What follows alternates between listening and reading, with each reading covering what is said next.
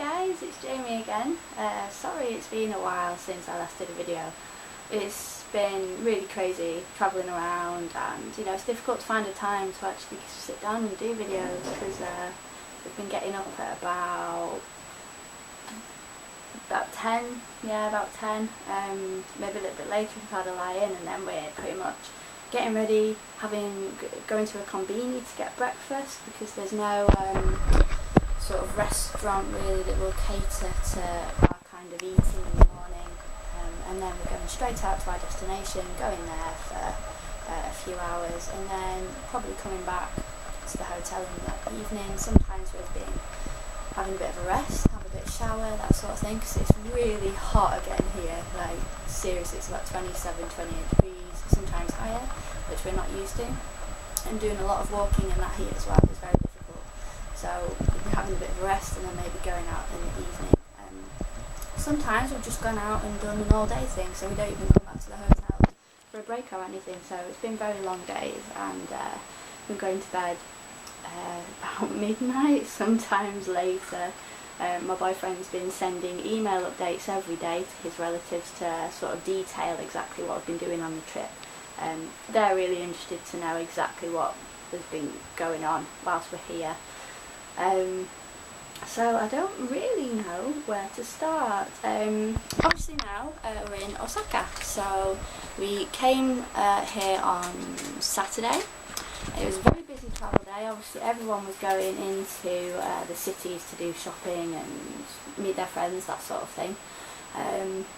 So yeah, very busy travel day. The train was quite rammed, but it was not as bad as maybe you might have heard, people actually getting forced on to Mets and stuff like that by, train stewards and whatever. We haven't really travelled during any particular rush hour like that, which I'm really pleased about because I do get a bit claustrophobic. But yeah, Kyoto. Let's start with Kyoto food-wise, because I did a bit of an update about Tokyo and how that was. Kyoto is completely different, and it's definitely more of a vegetarian haven than Tokyo is. Been to a few places. Obviously I mentioned the actual vegan cafe in the last video, and then we found a few other places that do like the only thing I can liken it to is tapas style, where it's lots of small dishes. And we went to this one place and I had some grilled aubergine with some miso paste, which was delicious, and then I had some it was like actual charcoal cooked aubergine. So it's basically where you put that on the grill till the skin is totally black, then you get rid of the skin, and what you're left is with the really juicy insides, and they have like a charcoaly taste to it. And then I've had curry udon, so it's basically a curry sauce with wheat flour noodles and then some deep fried tofu. And then it's just literally a bowl of curry sauce. It's not like English style curry, it is Japanese style curry, so it has a totally different flavour, totally different texture. It was really, really salty, but great after we'd had a long day walking around. It seemed to replenish the salts that we'd lost. And I know there's a lot of people out there that are probably like, ooh, salt isn't good for you, but seriously guys, like, if I were to cut out the salt, the amount of fat that I wanted to normally, and just stick to fruit, I would have no money left, absolutely no money left. There's only so far you can go in a foreign country with so much language. You have to change a little bit of your eating habits in order to fit in a little bit more, basically, managed to have some tempura as well, which I'm pretty sure was vegan. It was all vegetables anyway. I'm hoping, obviously, that the batter didn't have egg in or whatever, but you've just got to eat at the end of the day. So I've been doing my best to try and get everything that is vegan. Yeah, it's difficult, but there are a lot more places in Kyoto where you can get vegetarian and vegan food. I went to another place and tried this dish, which I've forgotten the name, unfortunately, but it's basically the skin of soy milk. So what they do is they let the soy milk heat up, and then, well, I don't know if they leave it to cool or if it just naturally gets the skin, but they keep taking the layers of skin off when they get quite thick, and then they layer it all up together in one piece. It does have a really, really delicious taste. It's not like the sweetened soy milk that you might get in the UK. It's not got any sweeteners in or anything like that. It's just natural, fresh soy milk flavour. And the texture, you might think, ooh, the texture sounds unpleasant, but it's not. It melts in your mouth. It was served cold, and it came with this ponzu sauce, which is what I would basically liken to. It's a mixture of soy sauce and like lemon juice, basically. It's a little bit more of a, I don't know, umami kind of hit. But that was amazing. And then a few other dishes I've had, a tofu salad. So that was just, lettuce, thinly sliced cucumber, a bit of ginger with a nice soy vinegar dressing, and fresh tofu. The tofu over here is amazing compared to what you get in the UK. It's just, the taste is totally different. It's fantastic. What you tend to get in the packaged stuff, which has obviously been sitting around for a while, it's got a little bit more of a bitterness to it. And I know a lot of people say that tofu doesn't have any flavour. It does have a flavour, but a lot of people tend to serve it with very strong sauce, so you tend to mask the tofu flavour. It is very good at absorbing other stuff, so it's a great meat substitute if you really want to have something that's kind of like a meaty texture, but you don't want to have the meat. It's great for that, but it does have a flavour of its own, and I definitely recommend trying it over here, even if you don't like tofu. My boyfriend tried it and he said it's still not quite to his taste, but he did prefer it to the taste of the tofu that you get in the UK. And the texture's totally different as well. It's just fresh. Yeah, he's nodding at me now. The skin was actually very, very nice. Yeah, he really enjoyed the skin dish, but just not the actual tofu chunks on its own. But, see, there's a vague tofu convert over there. Other stuff as well. There are a few other dishes I had there. But the vegetables are really fresh. They tend to use a lot of seasonal vegetables, especially in Kyoto, I'm going to say, because they do seem to have a bit more of a attention to detail. A lot of the places that we've seen, whereas Tokyo it's a lot of fast food, get people fed quickly. It's not that they don't care. The food quality is still absolutely amazing, but there is a slight difference in the kind of foods that they serve.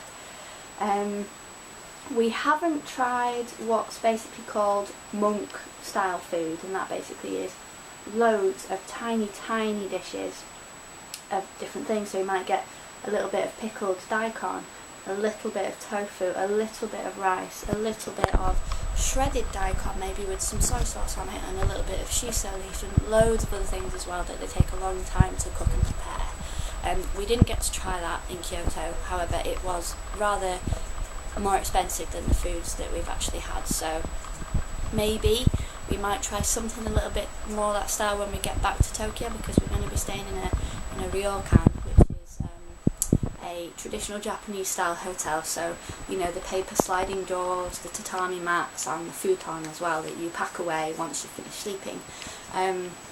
So yeah, that's going to be an experience. Generally food prices have been really, really good. We've been to what some people might call a more expensive restaurant and still only maybe spent like 40-50 quid at the most, and that's like the top prices of foods. The monks style food, which I mentioned before, you could spend upwards of around 5,000 yen per person, which is about that's about 30 or so pounds plus. Some of these meals can cost you about 10,000 yen, which is getting on the more expensive side, but you get well fed. I've read a little bit about it, and if you go into a proper one, you might get a starter, which is 10 small dishes, a main course, which is another 5 or 10 dishes, and then a third course as well. So it's a lot of food for the money, and the amount of effort that they put into each dish. It's not like when you go to a Michelin star restaurant in the UK, you get a tiny, tiny, tiny portion of food for like 50, 60 quid. It's totally different. You're definitely getting your money's worth here. Yeah, so it's been good, you know. If anyone is interested, I haven't noticed any significant weight gain at all from not sticking on the fruit diet. I have been having juices in the morning, trying to have that with a little bit of a fibrey thing, so maybe with like a little rice snack or a bit of veggie sushi. I had some pickle maki, so you know, with the nori is on the outside and the rice on the inside with a little filling. I had a pickle one the other day, so that was totally vegan breakfast. Which 3 different kinds of pickle, and 1 cucumber, which was really, really nice. Interesting breakfast for someone who's used to having 10 banana smoothies, but you know, we've been here over 2 weeks now, so I'm getting used to it. It's going to be difficult when I go back to the UK, because you know, then I'll be able to get all this wonderful, abundant fruit again at cheap prices, and then I don't know if my body's going to be like, whoa, 10 bananas at once, how can you do that? So, I don't know, I think maybe I'm eating a little bit less in quantity wise, but I am eating more rice, and rice does sort of swell up in your stomach and fill you up, so that'll be a durian rider thumbs up there for eating lots of rice. But anyway, we're in Osaka now, and it's a totally different feel again. A few less convenies around, they tend to be a little bit smaller, maybe not with such a variety of stuff. Generally Osaka looks a little bit more run down than Kyoto did. Kyoto was absolutely beautiful, you know, just the streets were impeccably clean, no rubbish at all on the streets, lots of gardens that were very, very well maintained, easy access out to the forests and countryside. We went to a lovely place which is called Monkey Park, and I know a lot of you are probably going to be thinking, isn't that just a zoo? It's not a zoo. It's basically a very large, mountainous, hilly sort of area, full of abundant trees, plants, all that sort of stuff, where these monkeys basically roam around freely. They're not in cages. The only thing which is vaguely zoo-like is the fact that you can feed them. However, all the people that go to feed them, basically we get put in a cage where all the windows are barred up, so the monkeys can't like attack you for the food and just, you know, steal it all off you at one time, because they're very cheeky little creatures. You basically pay a fee, which is basically a maintenance fee. It was only like 3 quid, something like that, to go in, and you walk up massive mountain, so the monkeys are very far away from basically the population down below, and you can buy a little bag of apple pieces or monkey nuts. Of course they have to serve monkey nuts to the monkeys, and then what happens is you put the feed on the palm of your hand like this, so you never hold the feed like this, because apparently the monkeys can grab your hands. I don't know what happens if they grab your hands, because they have such little tiny man hands, but they're really cute, and they very politely take the food out of you, and you know, they'll go nom nom nom more, nom nom more. And honestly, you could feed one monkey an entire bag of feed. They're just greedy little things, so cute, very well looked after. They've got so much space to roam around in. There's no, you know, there's the guys that work there, they're not sort of controlling them in any way. They're just making sure that the people don't stare at the monkeys. You're not allowed to stare them in the eye, or you don't try and touch the monkeys. That's really bad. I mean, you know, you got any opinions on that? Me visiting a monkey forest? Leave the comments below. Obviously I keep saying this and nobody leaves any comments, so you obviously don't seem to have that much of an interest in what I'm doing, but whatever, you know. Good experience, and we got to see some monkeys and they were really happy. Quite a few pregnant monkeys, so I tried to feed the pregnant monkeys and tried to feed the baby monkeys as well, but there were a lot of other male monkeys that were sort of muscling in on them, you know, moving them out of the way, shouting at them, starting fights and stuff. So yeah, interesting. But yeah, beautiful place. If you're going to go anywhere and you want a bit more peace and quiet, and you want to be some of the only gaijin around, then go to Kyoto. It's a fantastic place.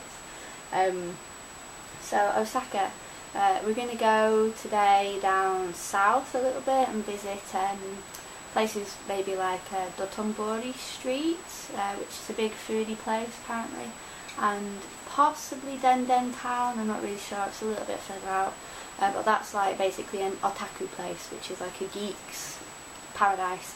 Lots of manga stores, anime, video games, all that sort of stuff. I am a fan of video games. I love my Nintendo DS and I love Animal Crossing and stuff like that, so I've been seeing all these games and going, ooh, maybe I could improve my Japanese by buying one of these games and playing it at home. So I'm, you know, trying to fight urges to buy things that I maybe don't need.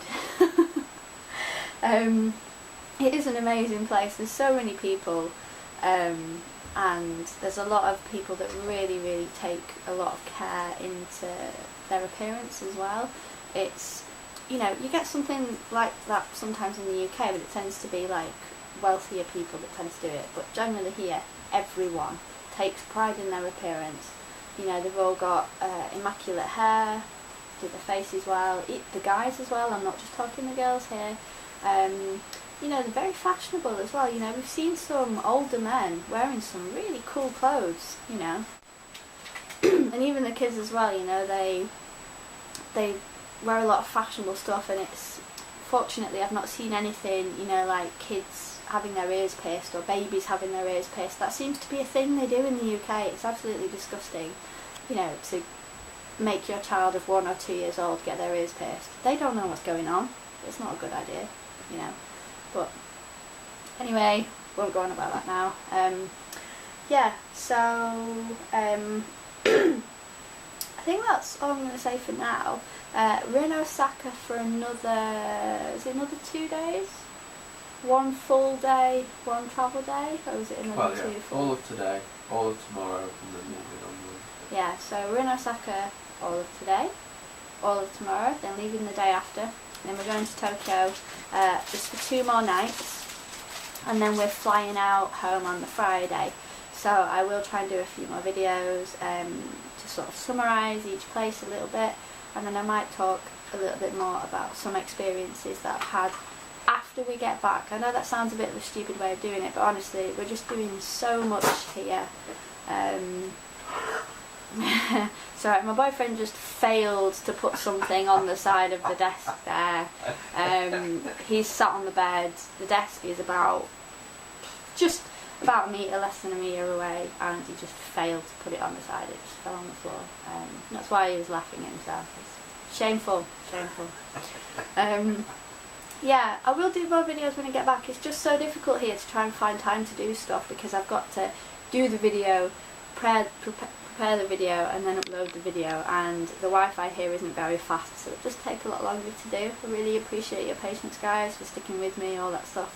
Yeah, thanks very much for watching my video, and I will see you hopefully again soon. Bye!